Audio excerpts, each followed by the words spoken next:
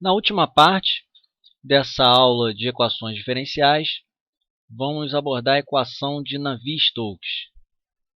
Havíamos até então deduzido a equação da quantidade de movimento linear, que carece de mais informações sobre essas tensões viscosas.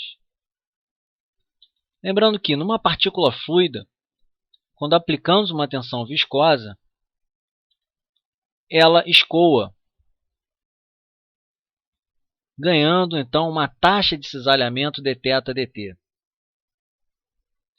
Conforme anunciado por Newton, a tensão viscosa é igual à viscosidade vezes dθ/dt, que é a taxa de cisalhamento. Porém, nessa figura, estamos vendo um caso simples, em que só há velocidade numa direção. Para podermos aplicar na equação anterior, precisamos generalizar para o caso em que cada face há velocidade nas duas direções. Para isso, vamos observar o comportamento de uma partícula fluida enquanto escoa, ou melhor, de uma das faces do paralelepípedo que representa essa partícula fluida.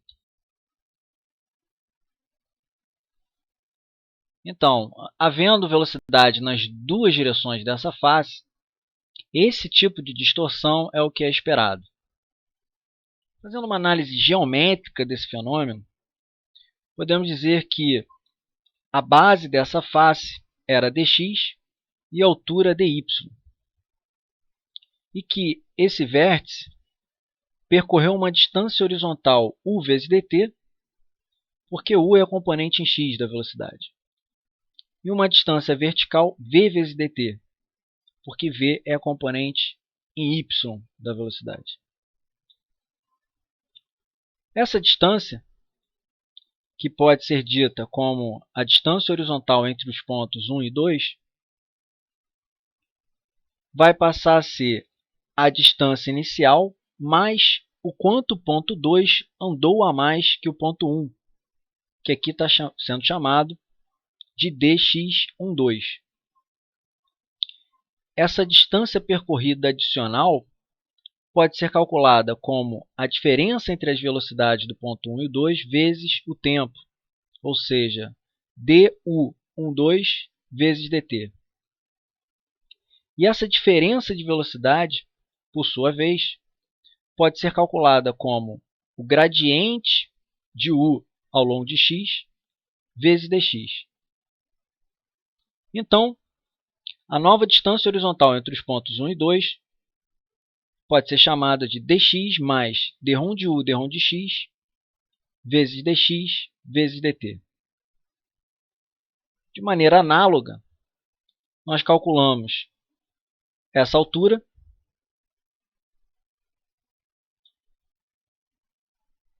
essa outra distância e essa daqui.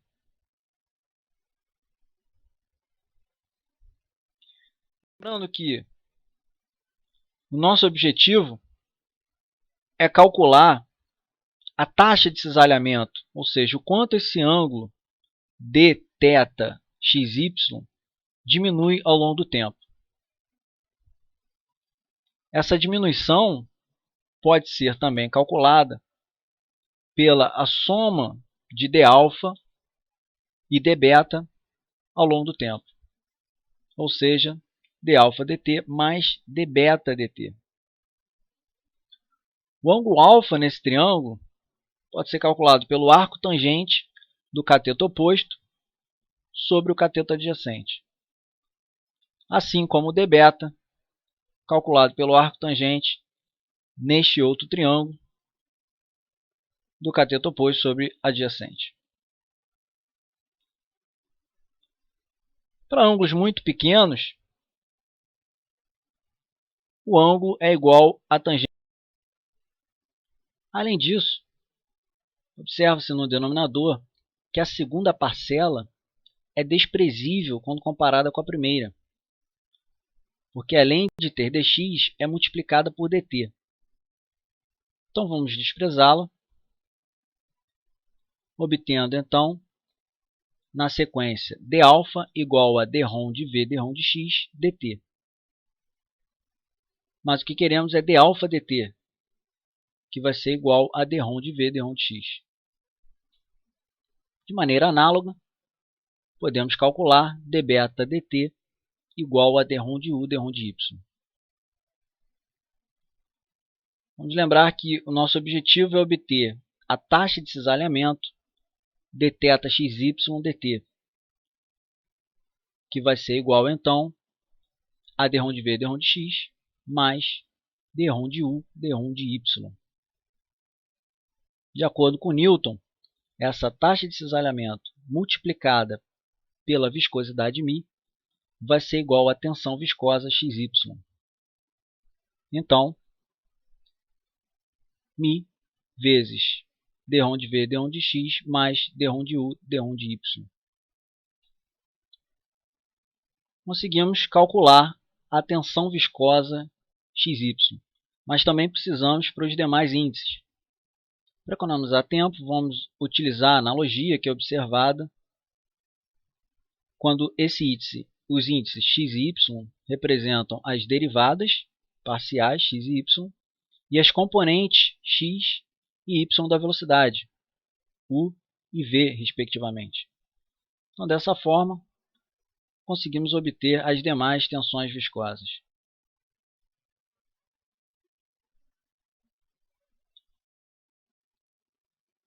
Voltando aonde havíamos parado, na equação da quantidade de movimento linear, onde se desejava obter expressões para as tensões viscosas. Agora que nós temos, vamos substituí-las na equação. Começando com a componente x, teremos então dρ de x de tal xx, calculado anteriormente como 2μ dρ de u, dρ de x, mais, na segunda parcela, dρ de y de tal yx, que vale μ dρ de v, dρ de x, mais dρ de u, dρ de y.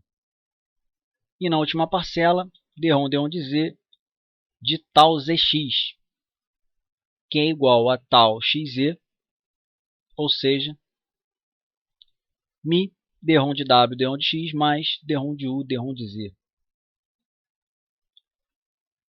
Para simplificar a nossa dedução, vamos particularizar considerando fluido newtoniano, ou seja, em que a viscosidade μ é constante.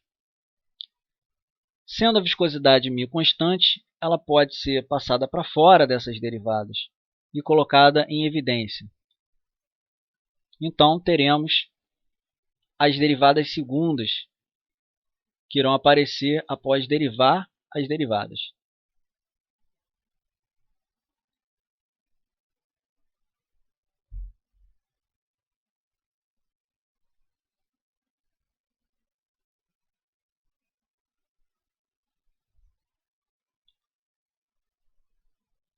Essas parcelas podem ser reorganizadas de uma maneira desejável.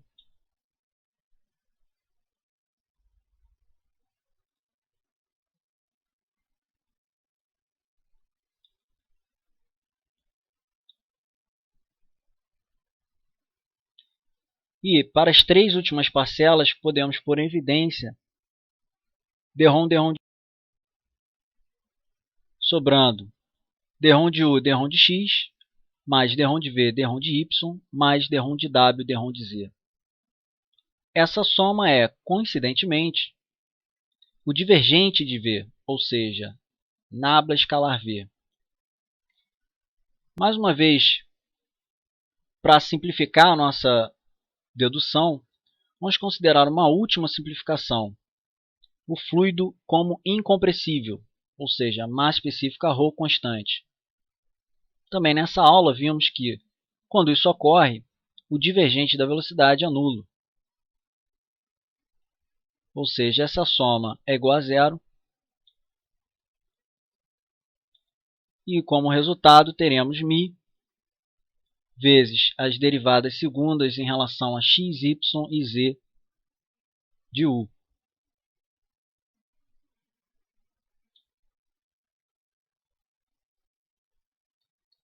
Fazendo de maneira análoga para as demais equações, que correspondem às direções y e z, respectivamente,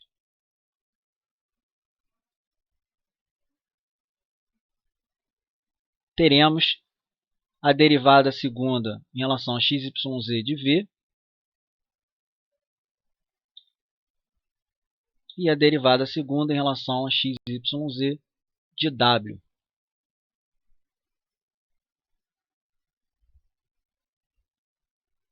Essas expressões devem ser substituídas no local das tensões viscosas que não conhecíamos. Finalmente, chegamos na equação de Navier-Stokes, separada nas suas componentes em x, y e z. Essas componentes podem ser reescritas numa única equação, como ρ vezes vetor gravidade g, menos gradiente da pressão, mais μ nabla 2 vezes o vetor velocidade v, igual a ρ vezes a derivada total da velocidade em relação ao tempo. Lembrando que essa versão da equação considera fluido newtoniano e incompressível. Mas é possível deduzir uma versão mais completa considerando fluidos em geral. Navier foi um francês que deduziu essa equação em 1827, enquanto Stokes, um inglês que chegou nas mesmas equações em 1945, ou seja, a distância é grande entre os dois trabalhos. No entanto, como foram utilizadas abordagens completamente diferentes por esses dois cientistas, ambos mereceram nomear essas equações. As incógnitas vão ser a pressão P, a componente em x da velocidade, que é u, em y, que é v, e em z, que é w. Ou seja, temos 4 incógnitas e aqui apenas 3 equações. Então, normalmente, se utiliza também a equação da continuidade, vista no início dessa aula, para conseguir solucionar esse sistema de equações e poder calcular a pressão e a velocidade em suas 3 componentes. Temos um sistema de equações diferenciais parciais de segunda ordem, ou seja, que tende a ser bastante complexo de se resolver. E, portanto, na maioria dos casos, não vai ter solução analítica, exceto um número até surpreendente de exceções que temos na literatura. O que vem sendo cada vez mais aplicado para as equações de Navier-Stokes é a solução através de métodos numéricos com uso de recurso computacional, o que é chamado de CFD, Computational Fluid Dynamics.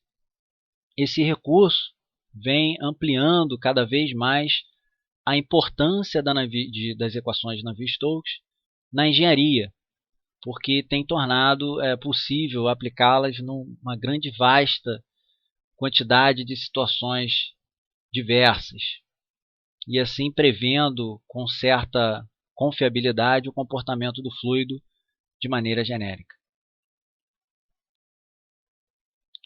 Nesse exemplo, um fluido viscoso de massa específica ρ e viscosidade dinâmica μ constantes escorre devido à gravidade entre duas placas distantes 2H uma da outra, conforme figura ao lado. O fluxo está totalmente desenvolvido, com uma única componente de velocidade W igual a W de x. Não há gradiente de pressão aplicados, somente a gravidade. Resolva a equação de Navier-Stokes para o perfil de velocidade entre as placas. Então, falando em massa específica ρ e viscosidade dinâmica constante, significa fluido incompressível e newtoniano. É a versão que acabamos de deduzir da equação de Navier-Stokes. Como só há velocidade na direção z, ou seja, só há componente z da velocidade, que é a w, vamos utilizar apenas a última equação.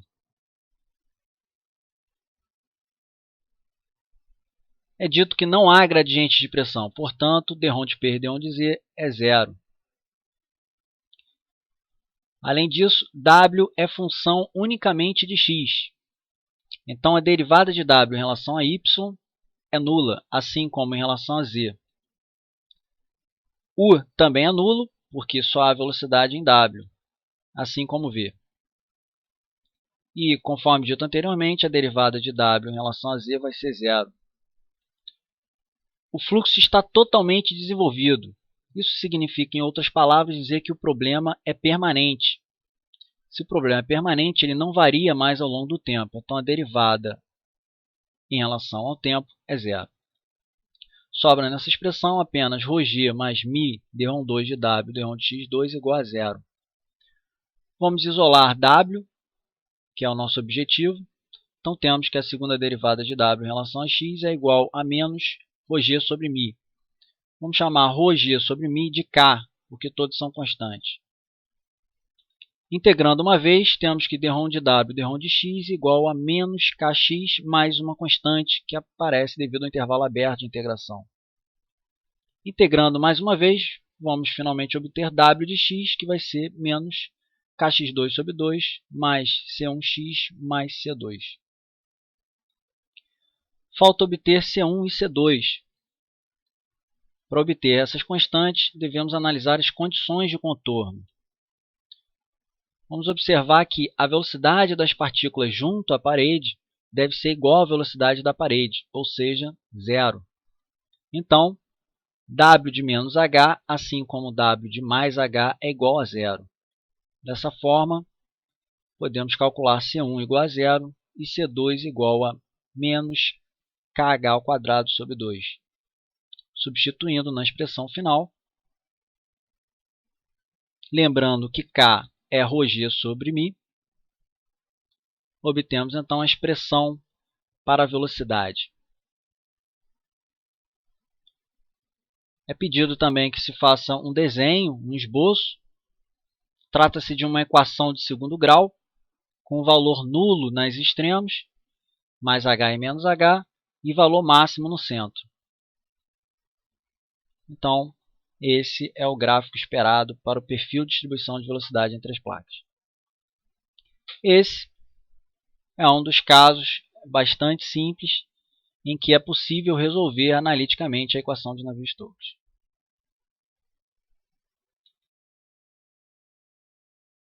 Então, fechamos essa aula, onde vimos a equação da continuidade, depois a equação da continuidade de movimento linear, uma particularização dessa última, que é a equação de Euler, e, por fim, a equação de Navier-Stokes.